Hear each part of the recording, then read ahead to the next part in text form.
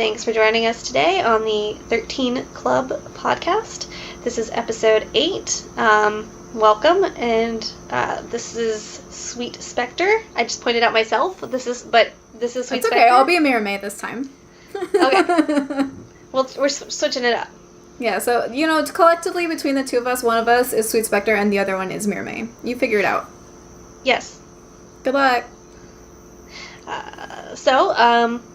What do you have for us today? Diving right Spectre. in. Yeah, let's do it. So, I think this is kind of interesting because our reader story from last episode was about Missouri, yeah? It was where? Missouri. Oh, Missouri, yes. I'm sorry, I didn't hear what you said. No, it's fine. I was just like, am I wrong? So, This is another Missouri thing. And so I found this from Nova sent me one of my favorite things ever, and it's like a thread of like creepy places, and it was like the whole thing was like Reddit. Have you ever been to a place that like seems like it shouldn't exist or is like super weird in one way or another? Oh, Tell me about it. You mentioned this to me. Yeah, I sent you a link. And so this town came up on that thing, and then it also showed up on Unresolved Mysteries this week. Oh. 2 days ago, in fact. And so I'm actually going to just totally jack Elementary Fan post, because I think Elementary Fan on Reddit really summed it up well, and I liked it better than some of the articles I read. So, The thing is, seriously, what is the deal with Skidmore, Missouri? Skidmore... That kind of sounds familiar to me, to be honest. Skidmore is a small town in Nottoway County, Missouri, United States. The population was 284 at the 2010 census, estimated 269 as of 2016. Despite its small population, the town has a long history of violence and is an unusually high crime rate per capita, murder rate included. Let's go through some of the most notorious cases. The first major murder case from Skidmore, Missouri, took place in 1981. It is arguably one of the most infamous modern cases of vigilante justice and has already been discussed on this subreddit multiple times. Ken Rex McElroy, a local resident, reportedly terrorized the town of Skidmore for years. Over the course of his life, McElroy was accused of dozens of felonies, including assault, child molestation, statutory rape, arson, hog and cattle rustling, and burglary. He was indicted 20 times, but never convicted of any crime. Reportedly, he was able to escape conviction because all of the witnesses were too afraid to testify. McElroy would intimidate them by stalking them, often parking his pickup in front of their homes at night and watching them. McElroy fathered more than 10 children with different women. He met his last wife, Trenna McLeod, when she was 12 years old and in 8th grade. She became pregnant when she was 14, dropped out of school in the 9th grade, and went to live with McElroy and his third wife, Alice.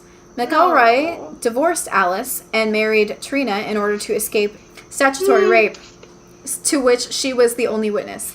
16 days after Trina gave birth, both she and Alice fled to Trina's mother's and stepfather's house. According to court records, McElroy tracked them down and brought them back. Then he returned to Trina's parents' home when they were away, shot the family dog, what the fuck, man, and burned down the house. In the 1980s, both of Ken McElroy's children were caught shoplifting a piece of candy at a local store owned by Ernest Bo Bowenkamp and his wife, Lois. Enraged by the accusation, Ken McElroy started stalking the Bowenkamps and eventually threatened Ernest in the back of the store with a shotgun. In the ensuing confrontation, McElroy shot Bowenkamp in the neck. Bowenkamp survived, and McElroy was arrested and charged with attempted murder, but was soon released on bail and continued harassing and intimidating witnesses. Because why not? Yeah, because he can, right? McElroy was eventually convicted of assault and sentenced to 2 years in prison, but was freed on bail pending his appeal. Immediately after being released at a post-trial hearing, McElroy went to the D&G Tavern, a local bar, with an M1 Garland rifle with a bayonet attached, and made graphic threats about what he would do to Mr. Bowenkamp. This led to several patrons deciding to see what they could legally do to prevent McElroy from harming anyone else. Nottoway County Sheriff Dan Estes suggested they form a neighborhood watch. Once again, McElroy's bail hearing was delayed. On the morning of July 10th, 1981, townspeople met at Legion Hall in the center of town with Sheriff Estes to discuss how to protect themselves. During the meeting, McElroy arrived at the D&G Tavern with Trina. As he sat drinking at the bar, a word got back to the men at Legion Hall that he was in town. Sheriff Estes instructed the assembled group not to get into direct confrontation with McElroy, but to instead seriously consider forming a neighborhood watch program. Estes then drove out of town in his police cruiser. The citizens decided to go to the tavern en masse. The bar soon filled completely. McElroy eventually finished his drink, purchased a six-pack of beer, left the bar, and went to his truck with his wife. 2 unidentified gunmen opened fire on the vehicle. McElroy was shot twice, once by centerfire rifle, once by a .22 rimfire rifle, .22 caliber. He died almost instantly. There were 46 witnesses to the shooting, including McElroy and McElroy's wife, Trina, who was in the truck at the time, but was left unharmed. Only Trina claimed to identify a gunman. Every other witness was either unable to name the assailant or claimed not to have seen who fired the fatal shots. The DA declined to press charges. An extensive federal investigation did not lead to any charges. McElroy was buried at Memorial Park Cemetery in St. Joseph, Missouri. On July 9th, 1984, Trina McElroy filed a $6 million wrongful death lawsuit against the town of Skidmore, County of Nottoway. Sheriff Estes, Steve Peters, mayor of Skidmore, and Del Clement, who Trina accused of being the shooter, who was never charged. The case was later settled out of court by all parties for the sum of $17,600. With no one admitting guilt for the stated reason of avoiding costly legal fees should the suit proceed. Trina remarried and moved to Lebanon, Missouri, where she died of cancer on her 55th birthday on January 24th, 2012. 2 decades later, a brutal crime shook the small community. On October 16th, 2000, Greg N. Drago beat and dragged his wife, Wendy Gillenwater, down to several county roads outside of Skidmore, causing her to die. The autopsy report stated that she had been stomped to death. Oh, no. Gillenwater's body was found outside her Skidmore home. Drago was charged with murder and given a life sentence by Nottoway County Judge. Drago is currently incarcerated in Western Missouri Correctional Center in Cameron. Probably for the best. Yeah.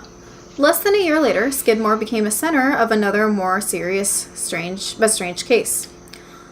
On April 11th, 2001, 20 years old Branson Perry, a local of Skidmore, Missouri, went missing. That day, Branson Perry asked a friend to come over to help him clean up in preparation for his father's April 13th return from the hospital. The 20-year-old had been living with his father, Bob, at 304 West Oak Street in Skidmore, Missouri. That's kind of weird to include that, but there you go. But his father had been hospitalized. Branson's parents had divorced 5 months earlier, with his mother, Rebecca Becky Clino, lived in a small town about 20 miles away.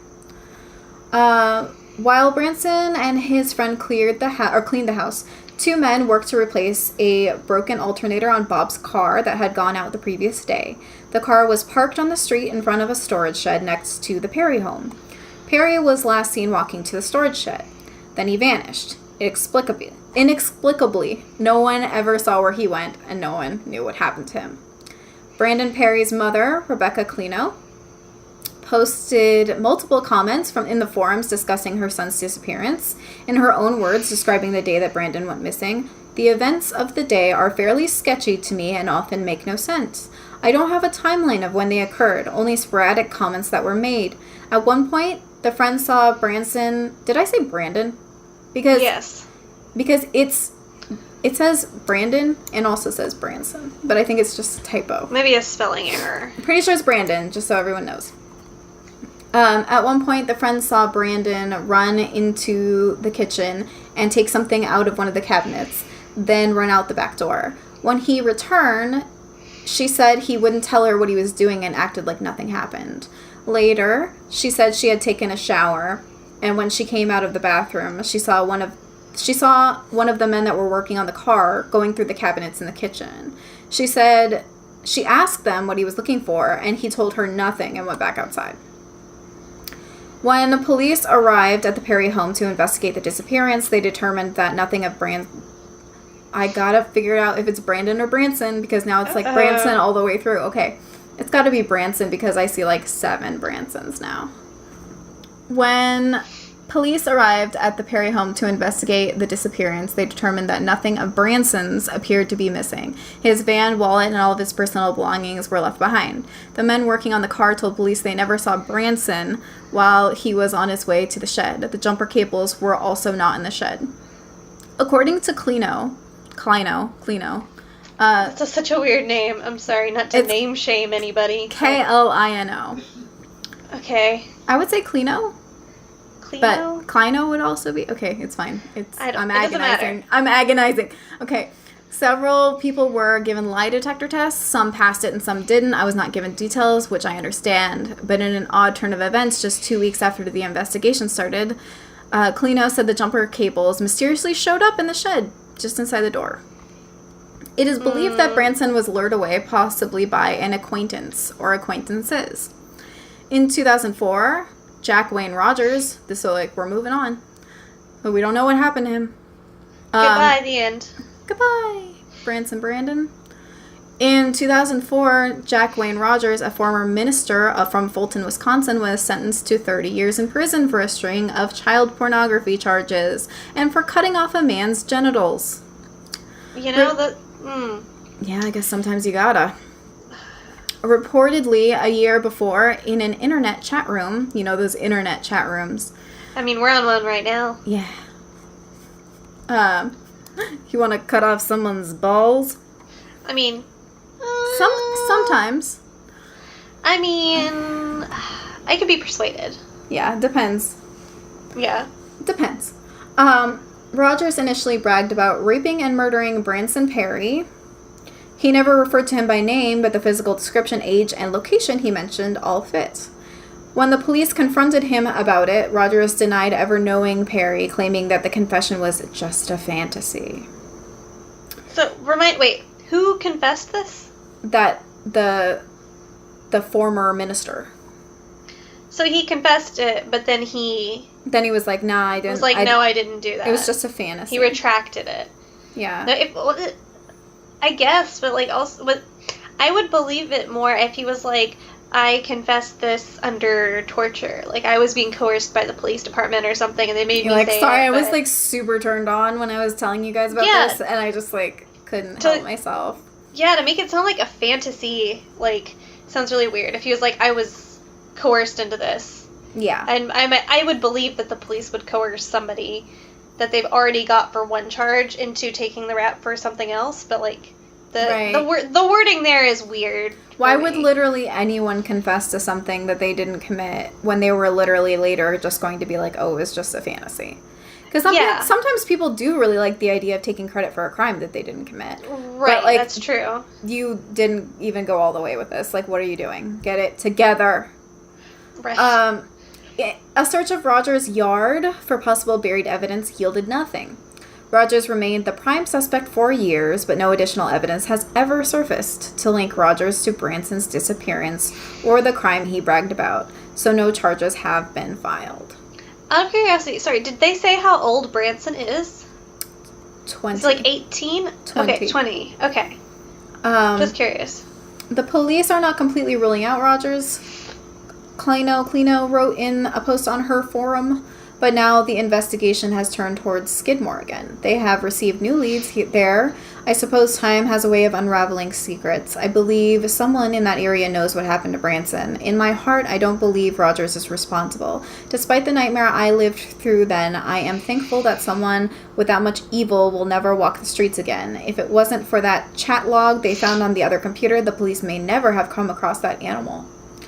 Rebecca Clino remained devoted to finding out what happened to her son. On a website dedicated to Branson's disappearance, she wrote, I have never been a person to ask for much. I am asking, pleading, even begging for your help in finding my son or finding out what happened to him.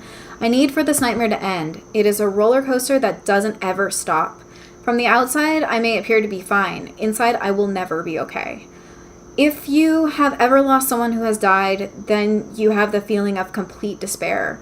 Over time, it eases and becomes bearable. You know the cause of what happened, and you have been able to put your loved one to rest. You will always have that sense of emptiness at times that overcomes you, but you will be able to put it into perspective again. Parents of missing children never have that feeling of ease. It never becomes bearable, only easier to hide. One minute you are okay and functioning, the next minute something triggers inside of you and you plummet into the deepest ravine you could ever imagine and can't find any way out. It can be something as simple as a smell, a taste, a sound, a touch. All the horror is there again, and it never ends. Please, please, please find it in your hearts to come forward if you have any information. You may think it's insignificant, but it may be the key link to answers. Sadly, both of Branson's parents died before ever finding out what happened to him. Bob Perry passed away in 2004. Rebecca Clino passed away of melanoma cancer in February 2011. It was written in Clino's obituary that she had been preceded in death by her son. I think she knew that he wasn't alive, said Monica Kaysen, a founder of the Q Center for Missing Persons, but she always wanted to continue to look for him either way. Branson's aunt, brother, and other family members and friends of Clino are still looking for answers. Kaysen has vowed to continue the search for answers on their behalf. But the bloody history of Skidmore, Missouri doesn't end there. On December 16th, 2004, 24-year-old Bobby Jo Stinnett, 8 months pregnant at the time, was murdered in her home. The killer, 36 years old Lisa M. Montgomery, a resident of Melbourne, Kansas, strangled Stinnett to death and then cut her unborn child from her womb and took off with her. Don't you hate it when that happens? I'm going to throw this out there. If that's creepy and that interests you, go watch Inside on Netflix. Hey. Stinnett was discovered by her mother, Becky Harper, in a pool of blood about an hour after the murder. Harper immediately called 911. Harper described the wounds inflicted upon her daughter as appearing as if the stomach had exploded. Oh, no. Attempts by paramedics to revive Stinnett were unsuccessful, and she was pronounced dead at St. Francis Hospital in Maryville, Missouri. The next day, December 17th, 2004, Lisa Montgomery was arrested at her farmhouse in Melbourne, Kansas, where the newborn had been claimed as her own and recovered. The day-old baby, later named Victoria Jo Stinnett, was returned to her father, Zeb Stinnett. The quick recovery and capture was attributed to, in part, the use of computer forensics, which tracked Montgomery and Stinnett's online communication with one another. Both bred rat terriers and may have attended dog shows together. The investigation was also aided by the issuance of an Amber Alert to enlist public's help. Montgomery was charged with the federal offense of kidnapping resulting in death, a crime established by the Federal Kidnapping Act of 1932 and described in Title 18 of the United States Code. At a pretrial hearing, a neuropsychologist testified that head injuries, which she had sustained some years before, could have damaged the part of her brain which controls aggression. Head injury. Yeah, I feel like I'm totally just channeling my favorite murder right now, and I'm not trying to. But yeah, they talk about head injuries a lot. Even anybody that talks about anything with serial killers or really violent criminals, if you go back far enough, you find a head injury. They hit their head somehow. I don't want to scare you, but I definitely hit my head when I was a kid. You were kind of weird. That might be why I'm like this. Yeah. My dad dropped me. I love him. I love him, but... When I was a kid, we were at a rental house, and there was a spiral wooden staircase, and I clunked all the way down that thing. My dad was trying to grab me. He grabbed my shirt, just like this, and I went clunk, clunk, clunk, clunk, clunk. So I'm kind of weird too. So there you go. My dad was doing the thing where you've got the baby and you go woo, and you kind of toss them just a little bit, and he I guess just missed. I don't know. Oh God. My dad is great. I love him. Throwing shade on these dads. He'll never hear it. My dad is not technologically advanced. I don't think my dad will hear it either. Shout out to dads. Yeah, shout out to that. During her trial in federal court, her defense attorneys, led by Frederick Duchart, everybody in this article is just like their names. I don't know how to pronounce things. Asserted that she had pseudocyesis, a mental condition that causes women to falsely believe she is pregnant and exhibit outward signs of pregnancy. I saw an episode of CSI about that when I was a kid. Yeah, so did I. Probably didn't help my pregnancy fears. Yeah, probably not.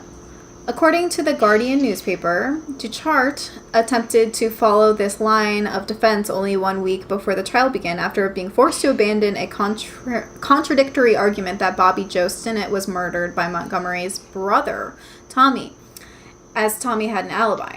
As a result, the Montgomery family refused to cooperate with Duchart and described Lisa's unfavorable background to the jury. Forensic psychiatrist Park Dietz testified for the prosecution. Dietz had worked with prosecutors on other high-profile cases, including those of serial killer Jeffrey Dahmer and bomber Ted Kaczynski, as well as two women, Andrea Yates and Susan Smith, who had killed their own children.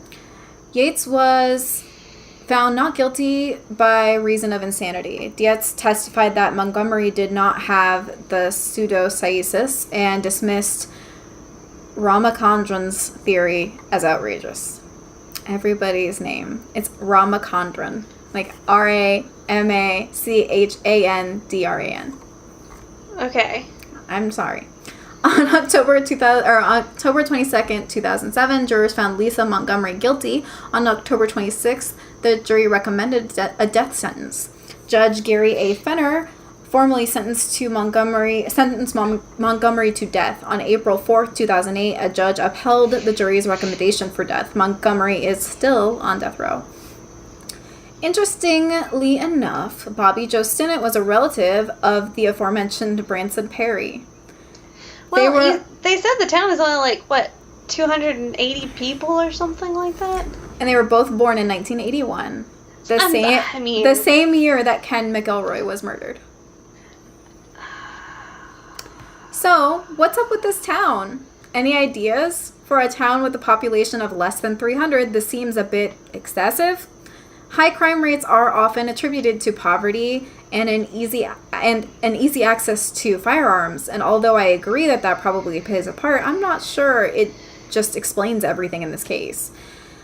Is there literally something in the water there or in the air? Have the numerous crimes of Ken McElroy eventually led other people, so maybe some of them being victims of his, to turn to a life of crime too, tainting the town forever? Is it a bizarre anomaly phenomenon with no clear cause? Did anyone on here grow up in Skidmore or happen to know anybody from there? Any stories? And does anyone have some theories about what really happened to Branson Perry?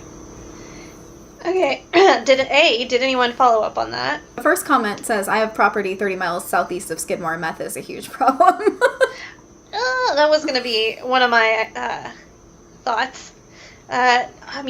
Also, and I feel comfortable saying this, being someone that is from the South. A small town, yeah. A small town in the South. Or, if not directly in a town that's not so small anymore. But, has anyone considered that there might be some mental illness due to long periods of inbreeding?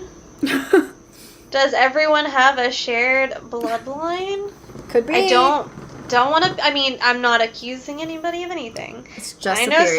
I know some people back home who had cousin wives and oh boy, sister, brother, husband.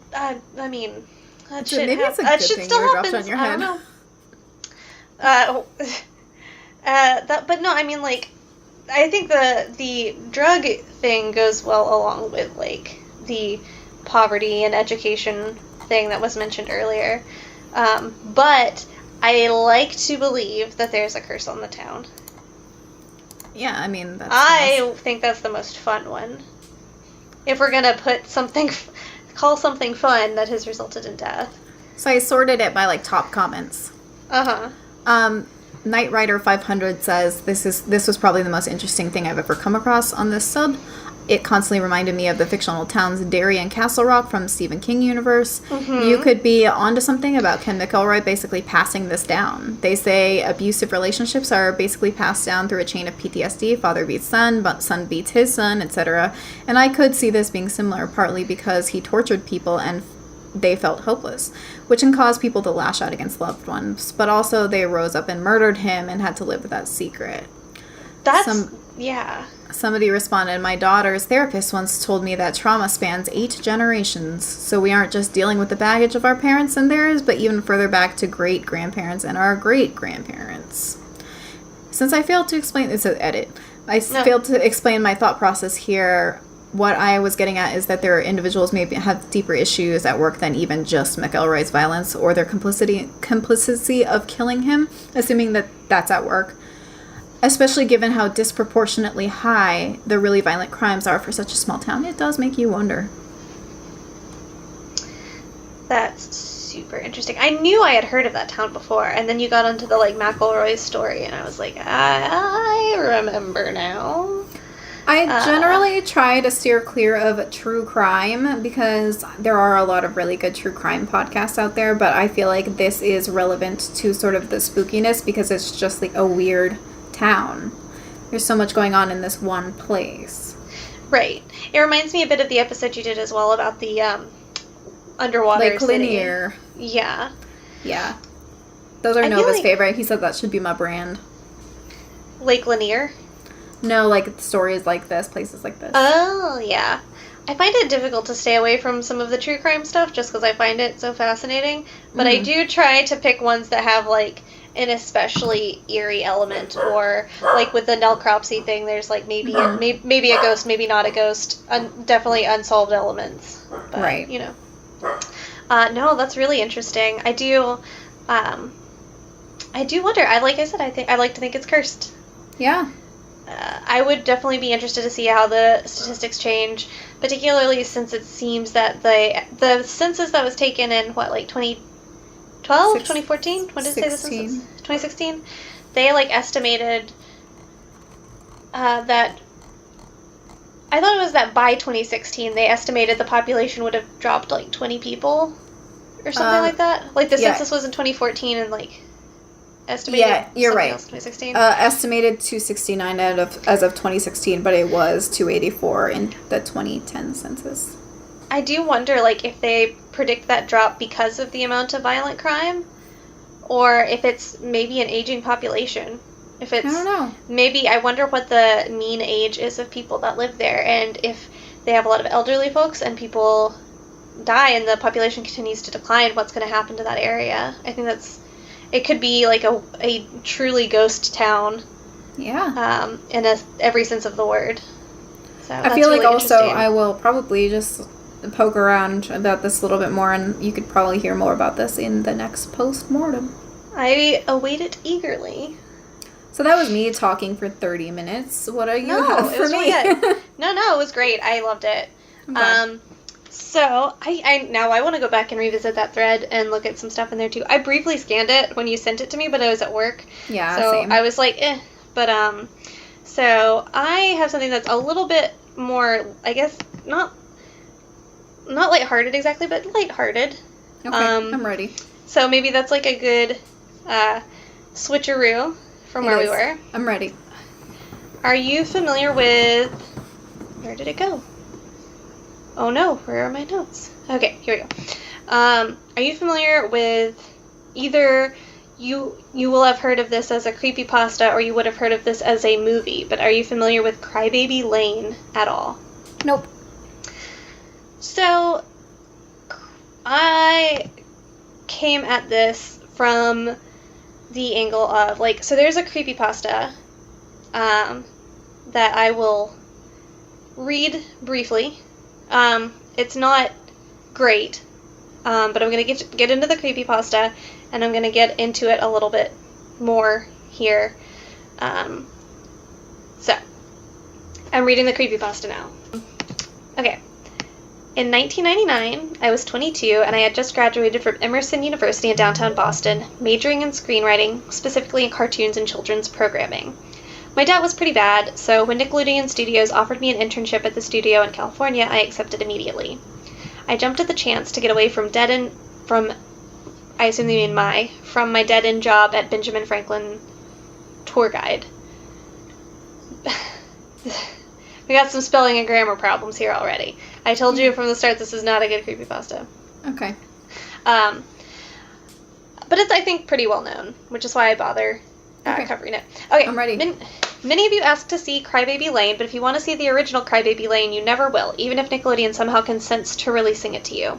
You won't be seeing what was shown on TV, and you sure as fuck won't be seeing the original that Lauer made. I don't even think Nickelodeon has the original cut of the movie anymore, and if they do, it's only in backup copies. If the backup copies exist, they must be locked away in some vault, along with all the deleted episodes of Ren and Stimpy, and the never before mentioned episodes of SpongeBob SquarePants. I'm pretty sure the director, Peter Lauer, has the original copy, and it's probably on his mantle next to his snuff films, that creepy-ass fuck. Anyway, I was hired in 1999, and immediately I was put on a creative production team for the movie Crybaby Lane. It would be almost a year before the movie was due to be broadcast. All in all, it was a pretty low-effort kind of thing. There were only 4 people on the creative team, and I was the only steady one. Lauer would replace them on a whim. He said it was to keep it fresh. I thought it was because he was hiding something, and I was right. We had a little over a year to make a made-for-TV movie. Not just to write it and cast it, but to film it and get it edited. Lauer didn't work fast at all. After the first 3 weeks, we only had the idea for the first 15 minutes of an 85-minute movie. Lauer, even at this point, was a weirdo. He was tall and lanky, and he carried himself awkwardly. He stuttered when he talked, and sometimes when you were hunched over a piece of paper during those endless brainstorming sessions, you'd look up and you'd catch him staring at you, smiling. He'd look away when you caught his eye, and I guess that was the creepiest part. He always looked like he had something to hide. The brainstorm sessions at first were alright. We got the premise of it down. 2 brothers unleash a demon, and they get into mischief trying to get everything back to normal. Not exactly daytime Emmy stuff, but, it was an alright start. I thought the movie should be goofy and spooky, kind of like a Courage the Cowardly Dog sort of deal. However, from the very beginning, Lauer made it clear that he wanted the film to be as scary as possible. He didn't want it to be cheap thrills with a good, wholesome ending. He wanted to push it farther than Are You Afraid of the Dark ever dreamed of. And I guess he did. It was about 2 weeks into production when I first noticed something. Lauer had the absolute power of persuasion over everyone else in the creative production team. No one fought him, and by the 3rd week he was already suggesting some morbid things. I remember he said he wanted the little brother to die halfway through the movie getting hit with a dump truck. I immediately shot it down. I was the only one who said anything, and it stayed that way until I left the studio entirely and never came back. At first, cannibalism and other fucked up shit was kept to jokes and tasteless comments, but as time went on, it became more and more overt. I'd give him an idea, which most of the time he would end up using, like, how about the movie starts with a morbid undertaker who reads them stories, to which he'd reply, yeah, and then he can cut them up into little pieces and force-feed them to his dog. He made these jokes a few times in the early stages, and then he got serious. He'd stand up like he was Jesus or something, clear his throat loudly, and proclaim his idea. I'd be the only one to shoot it down every fucking time. One day, near the end of our brainstorming sessions, Lauer cleared his voice and stood up. We all fell silent and looked at him, like we normally would. He stood up and said, "Gentlemen and females, I have an idea." I remember what he did. He paused and looked right at me as he said, "The story will revolve around the legend of a pair of Siamese twins. Have you ever heard of the Donner Party?" Everyone nodded except for me. I didn't like where the conversation was going. "They ate themselves when it got cold. They ate each other." Everyone nodded again. I closed my eyes. What would Siamese twins do if they had nothing to eat? Would one wait until the other twin dies, then consume her own sister's flesh? Would they claw out each other's eyes until one of them died, then dine upon them like a vulture tearing at the skin of a dead deer? I do not know. It is interesting, indeed. I didn't know what the fuck I was hearing. I opened my eyes and looked around the room. No one was fucking moving. Everyone's eyes were on Lauer except for mine, and when I looked at him, he was still staring at me. Children like violence. They revel in it. Children like to be scared. So we'll scare them, won't we, Johnny? He leaned over the table, getting pretty damn close to my face. His breath smelled like decaying shit. I stared back at him. "I think you're fucked up, to be honest." He smiled and then backed away. "Oh, I'm fucked up, all right, but you have to be fucked up to survive in this cutthroat world." His grin expanded. Literally. Right now, I'm going to show you some pictures that will spark some of your imaginations. He got up and locked the door from the inside. I stood up and said, "What the fuck are you doing? Let's not make any errors in judgment, Jonathan. Sit down." "No, sit." For some reason, I did. Lauer pulled one of those shitty overhead projectors, he turned on the switch, and he speak-shouted in an unusually high and semi-frantic voice. "This is the fucking muse we need to continue with this pro-fucking-duction. This is what every child should see." His eyes bulged in his head. He put the image down on the glass surface of the overhead. It was silent. The image was in black and white, but it was grainy. I could vaguely make out a boy lying on a brick floor, his arms cut off and his bloody little nub black dots. The only thing that was clear was his face. He was bleeding from the mouth. Lauer almost threw the paper off the overhead, slamming down another one. It was a zoomed-in shot of the boy's face. It was in color. The blood trickled from his open mouth onto the brick floor, his eyes shut, grimy blood underneath his eyebrows and eyelashes. Then his eyes opened and I screamed. No one else in the fucking room did, and it died in infancy, the shrillness ringing in the air. The pupils were completely black. The rest of the eye was normal. The longer I stared, the more the eyes opened, widening and widening until it looked like the skin above his eyebrows and eye sockets was going to rip in half. Then they started to bleed. Blood started as a trickle, and I swear to God I could hear it. More now, it was like a full-blown stream. More until the brick on the floor was a lake of blood. I could hear it like I was hiking and I came across a stream, and now I could smell the kid. I could fucking smell his rot. I leaned underneath the table and vomited.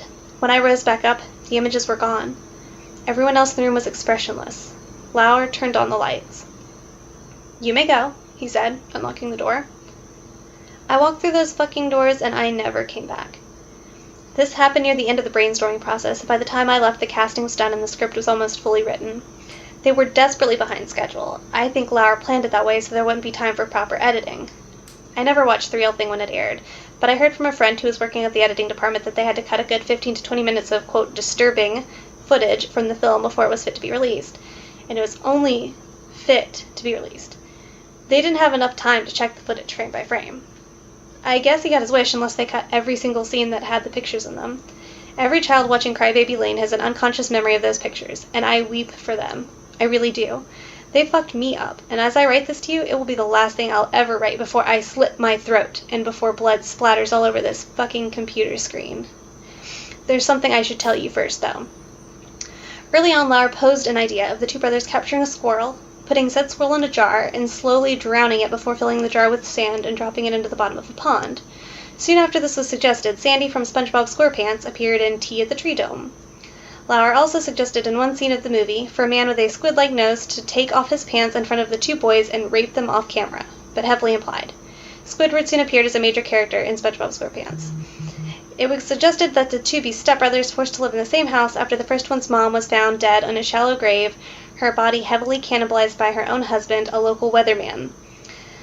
A show with the vaguely premise, Drake and Josh, started in 2004, and the stepfather is indeed a weatherman. Lauer also suggested that the younger brother have a doghouse in which he keeps various animal fetuses encased in acid that he regularly uses to poison his mother to have sex with his abusive stepfather, as Told by Ginger debuted soon after. A man who captures the souls of children in a vacuum cleaner and sends them to Hades, Danny Phantom. A robot who goes insane on the two brothers, kills one of them, wears his skin pretending to be the dead brother at high school, My Life as a Teenage Robot. The list goes on and on. Nickelodeon knows, and they're continuing the legacy of Lauer, sometimes subtly and sometimes overtly. And there's nothing you and I can do about it. Do you want to see it? You got it. So, that's the end of that creepypasta, which is also just called Crybaby Lane. There are parts of it that aren't terrible, but overall I think it undoes itself. It's so ham-fisted at the end. It's too much. It's very, I often wonder what was first, this or the Squidward suicide creepypasta. I feel like you know the what I'm talking Squidward about? one came out first, but I could be wrong. I'm not sure. So, Crybaby Lane, that creepypasta came out in 2011? I think Squidward might be older than that. So, with that creepypasta kind of kicking us off, Crybaby Lane was real. It is a Nickelodeon made-for-TV horror film that went missing after its release in 2000. On the internet around 2011, it started to have a resurgence of people talking about it. People were spreading information to figure out what happened to it. So that's kind of the light background. I watched a video I watched a video by someone named The Gamer from Mars on YouTube, who did like a pretty decent, like comprehensive, rough through about what I've about to tell you. So if you want to watch that, go ahead. In his video, he says that the movie Crybaby Lane is loosely based off of a real urban legend, which is also called Crybaby Lane. But I'm going to go ahead and say he's wrong, because I watched this movie, and it is nothing like the legend of Crybaby Lane. I've already decided that will be my post-mortem for this episode, as I will tell you the real legend of Crybaby Lane. But for now, I would just say that it's probably a common misconception that the movie Crybaby Lane is based off of this legend. So, scrolling down. Okay, so, went too far. So, supposedly, the movie itself was only broadcast once in the year 2000 before being pulled off the air and never aired outside the U.S. Apparently, it was so scary, and they received so many parent complaints that they denied they actually owned the movie and that they aired it by accident. And this led to further rumors that stated that it had actually been banned. As early as 2007, there are reports of people contacting Nickelodeon to ask about the existence of the film, but they were often told that they didn't know anything about it at best, and that it had never existed at worst. Even when presented with television listings or screenshots, Nick would turn away all evidence of the film. My screen just scrolled up all by itself. Haunted. In 2011, 4chan's X/X investigated. The X-Files investigated it for themselves, which began the trend of renewed interest. There was a blog that existed called The Hunt for Crybaby Lane, which within one of their blog posts, which was dated January 24, 2011. At that time, there were already posts happening on the Paranormal 4chan's board.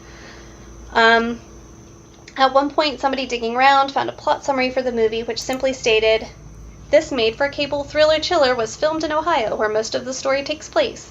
A pair of young brothers are particularly fascinated by the legend of long-deceased Siamese twins, one good, one evil, who are literally torn apart at the time of their funeral. Intending to learn more about the twins, the adventurous Carl conducts a seance only to get more than he bargains for when he releases a horrifying demon which promptly wreaks havoc upon the community. It's up to Carl's mild, unassuming brother Andrew to undo the damage if it isn't already too late."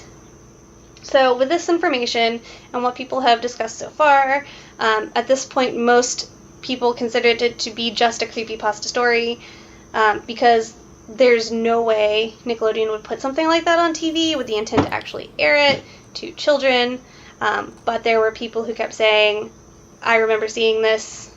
So proof that it actually existed began to come out of the woodwork. There were 2 known copies of the film, based on clips that were found uploaded on various video sharing sites.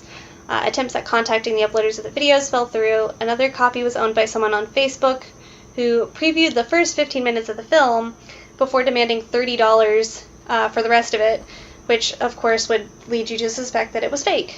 Somebody eventually posted a TV guide that they found that included a listing for the movie showing at 7 p.m. on a Saturday. At this point, it started spreading to Reddit. One user said they vividly remembered watching it having aired around Halloween and remembered that it was hosted by Melissa Joan Hart, so like she would make comments at commercial breaks. He describes a scene where kids are in a field playing something called Kiss or Chi-Chi, which, what the fuck is that? He remembers that the person says kiss, and when the girl opens her mouth, the spider crawls out, and the kids have to kill the evil twin, and that's what he remembers. I was looking... Sorry, I'm not trying to cut you off, but I did look at the IMDb, and there was, like, a summary and stuff for it. Say what now? I looked at the IMDb, and there was a summary for the film. Yeah. Yeah. Well, okay, so a third copy of the movie was found for the first 15 minutes. The first 15 minutes of that copy were lost, but the owner provided screenshots to attempt to prove the film's validity.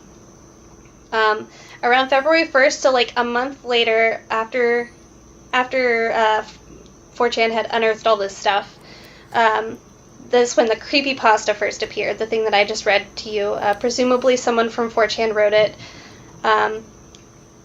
It, like you just heard, wasn't, incredible. But it did... It had its moments, but yeah. It had moments. It got too ham-fisted at parts for me. Yeah. But it did the job of spreading the rumor even further and bringing more attention to the story. And around this time is when, like maybe 6 months later, like later that year, somebody created a Today I Learned thread on Reddit about it. And then that's when it like officially like went viral, so to speak. There's somebody whose Reddit name I did not write down, but they claimed to have recorded it on VHS the night that it came out. And when they were met with some hostility, they posted some clips from the video, but they were met with so much skepticism that they just ended up deleting a bunch of their online accounts. So I guess people were getting pretty worked up about this, that they were just like harassing people, I guess, and probably calling them like fake.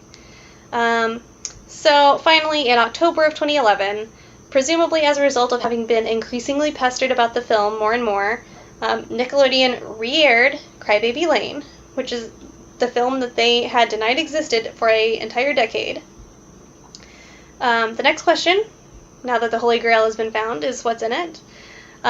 Basically, the plot summary is pretty correct. The story is, in fact, about two conjoined twins sought apart after they died, one buried on Crybaby Lane and the other put into a cemetery. Then you jump forward to the year 2000. Some kids are messing around with the cemetery. They awaken the twin that's resting there. It's what you would expect. It's a pretty low budget, kind of children's horror film in the style of Are You Afraid of the Dark and Goosebumps. Here.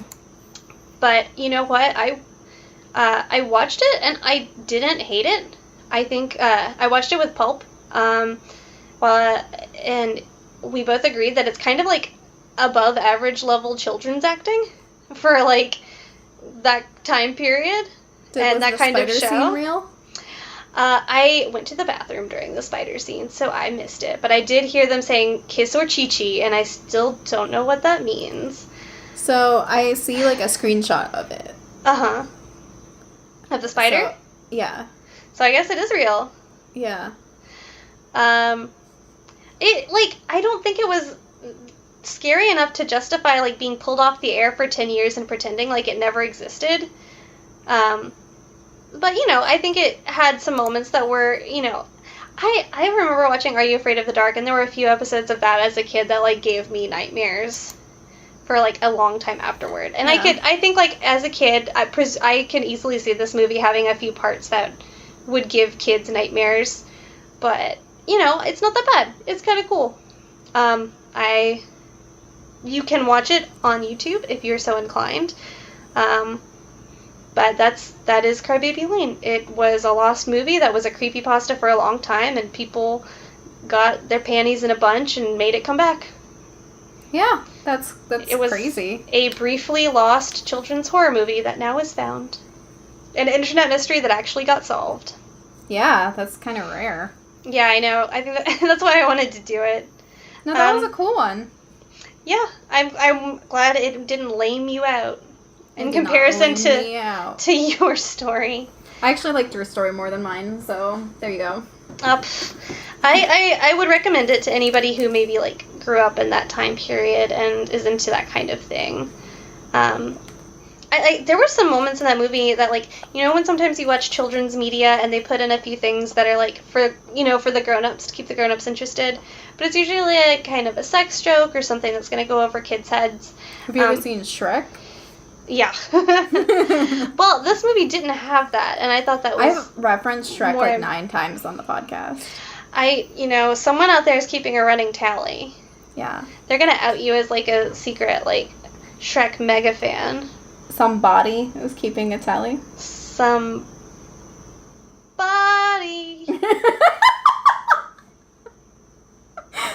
Oh, God. Okay, thank you for that.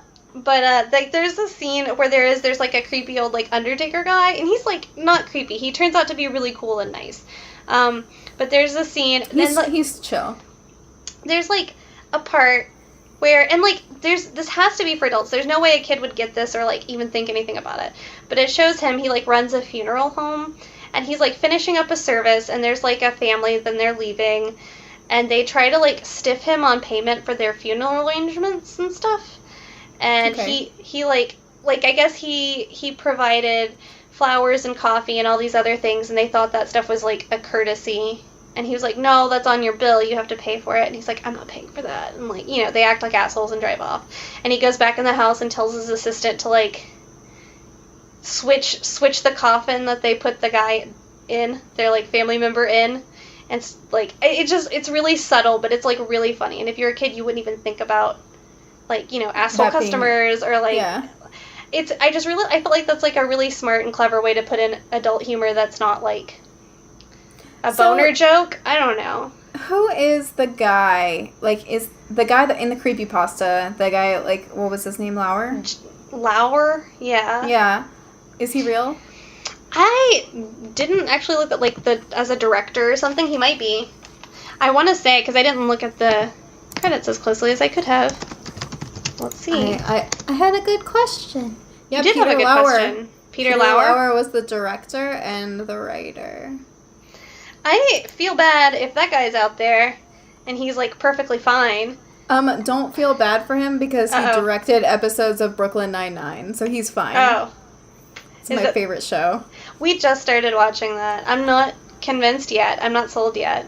Wait till season 2. Season 2? Season 1's a little bit rough. Okay.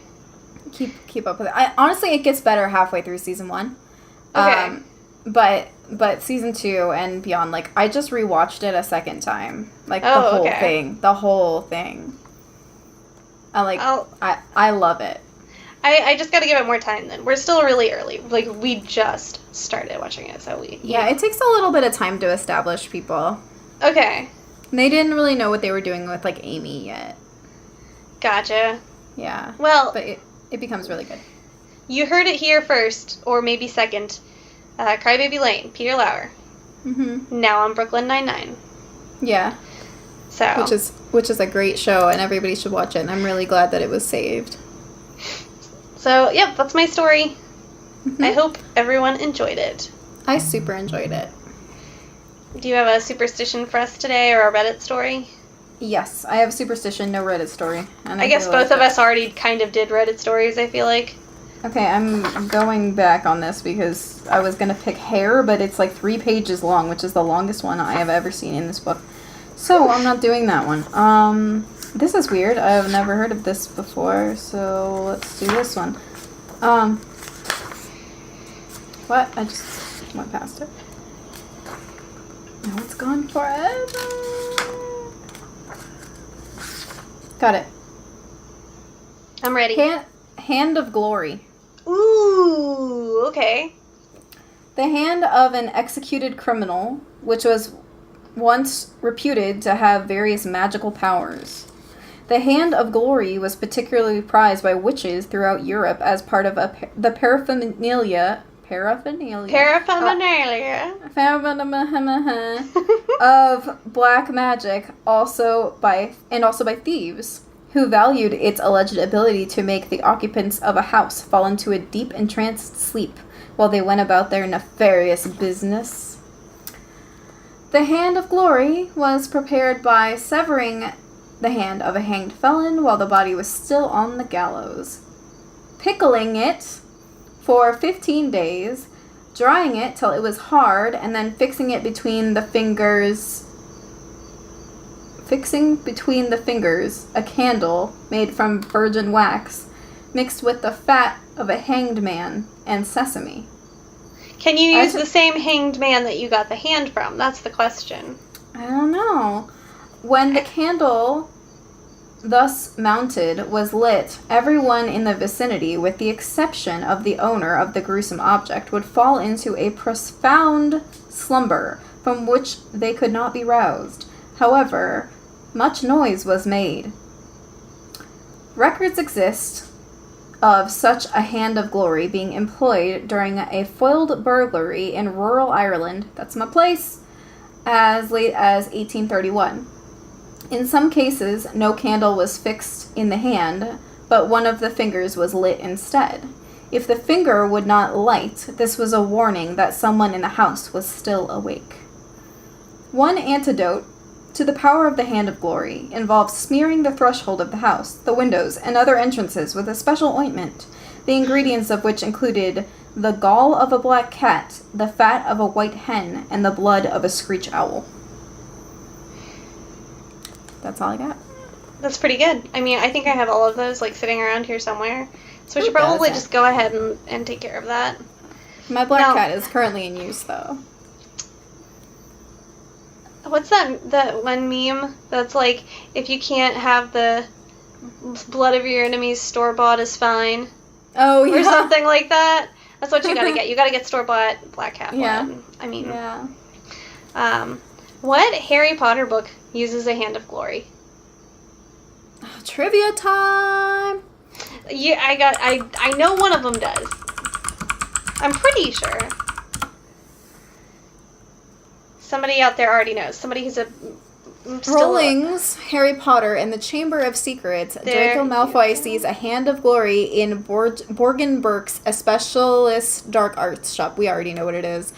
He has been told by Mr. Borgin that it gives light to only the holder. Draco later buys the hand and uses it in Harry Potter and the Half-Blood Prince. So that's 2 Harry Potter books. Bam!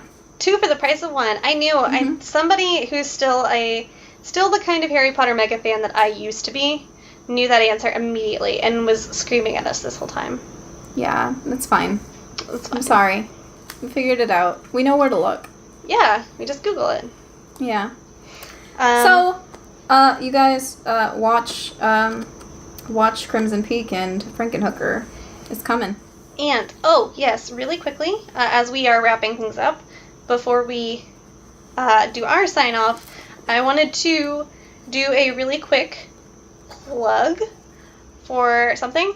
So when I was doing my nil cropsy research, I had a website that I ended up being, like, very useful. That was called NorthCarolinaGhosts.com. Mm-hmm. And when researching this, I was trying to find out what the legend of Crybaby Lane was, that everything seems to say that this movie was loosely based on, and it's absolutely not. But I looked up the legend of Crybaby Lane, and turns out that's from North Carolina, too. And they also had documented that on their website. And I was checking them out, and they very recently set up a Patreon, so they can make things like location guides and, like, do really in-depth historical research on a lot of this stuff. Like, not just present the lore, but also the, like, historical fact behind it. And branch out into not just, like, ghost stories, but, like, local folk magic and things like that. I really enjoy their website, and I support them, and I pledged to their Patreon because so what is the Patreon? The Patreon, it's if you are on Patreon and you search North Carolina Ghosts, it comes up. Okay, cool. But I've used their work twice now without even trying to, so I feel like I ought to give them a shout out. Yeah. Also, shout out to the Reddit people we used. Yes, definitely. Thank you to every person on Reddit we've used, and also the YouTubers that inform us. Yeah. I hope nobody ever gets mad about that, but we try to credit everyone. Yeah, and if we don't credit it verbally, we also usually try to post links to the things that we borrow from in the blog post that corresponds to every episode that comes out. Right. Just so people can source things for themselves. We're not, like, originators, but we are curators. Yes, that's a good way to put it. That's really poetic. So, do you have anything else you want to add before we put this thing to bed? No, but I do want to plug some of our stuff. Please plug our stuff. So, number 1, if you are listening to this, you can also watch it on YouTube. It's just a video chat of us on Discord. We just hang out. You can see what we look like. and it is the Ominous Glitch YouTube channel. Ominous Glitch is the umbrella which we work under, and our Instagram is Ominous Glitch. Our Twitter is Ominous_Glitch. And if you want to send me any stories, please send it to Spectre, SPECTRE, at ominousglitch.com. Yes. Lastly, we will shamefully ask you that if you like our podcast, we are broke bitches, and we would love it if you would buy us a coffee. Yes. So our Ko-Fi is ko-fi.com/the13club, but it's the XIII club. Roman numerals. That was so well done. That is like the neatest, cleanest plugging that we've done. That sounded disgusting. But that was... Just need to drink more barefoot wine before podcasts. You know, it really does wonders for your nerves. It does. And I feel like most of the time when I screw up on this podcast, it's because I'm nervous. Yeah, it happens. I'm getting better, though. I'm getting more comfortable with you guys. I'm glad that our recording stuff has been working out lately, knock on wood. And so I'm feeling good. I'm feeling good, too. I feel like this was a good episode. I hope everybody listening enjoyed it. Yep. So watch Crimson Peak, Frankenhooker. Probably not maybe 2 weeks. Yeah, watch them at your own pace, but, be prepared that that's something that's coming. You don't have to rush, but it's, So we're putting out the post-mortem. When you hear this, it's going to be the post-mortem was last week. Mm-hmm. And then this is this week.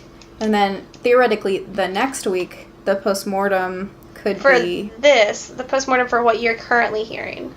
Could be the film exchange. Wait, you don't want to do a post-mortem for this? I do, but, how much time do we really have? I don't know. Or we could lump all the post-mortem into the next post-mortem. Yeah, we could do that again. Mm-hmm. That's an option. Okay, well, we'll figure it out. We'll let you know. Please follow us on social media, and that's Please reach out to us, too. We are very open to hear from you guys. Also, last thing, we do have... I forgot one thing. Oh. ominousglitch.com. We do have ominousglitch.com.